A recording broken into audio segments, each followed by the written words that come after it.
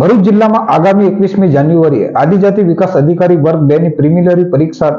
20 પરીક્ષા કેન્દ્ર ખાતે યોજાશે, જેમાં 4720 ઉમેદવારો માટે બેઠક વ્યવસ્થા કરવામાં આવશે।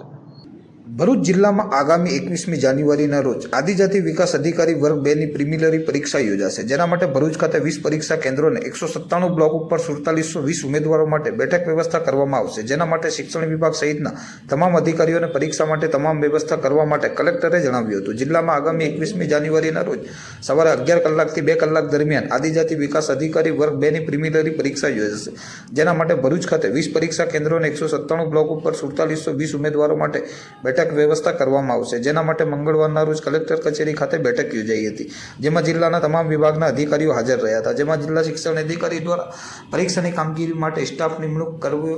બાબત, વીજ પુરવઠો ચાલુ રાખવા, બસ સુવિધાઓ યોગ્ય રીતે રાખવા અને આરોગ્ય તેમજ પરીક્ષા કેન્દ્ર પર સલામતી વ્યવસ્થા જળવાઈ રહે તે માટે સૂચનો કર્યા હતા। તેમજ પરીક્ષા દરમિયાન રાખવાની તકેદારીઓને કાર્યપદ્ધતિની શિક્ષણ વિભાગના શિક્ષણ નિરીક્ષક દિવ્યેશ પરમાર દ્વારા તાલીમ આપવામાં આવી હતી।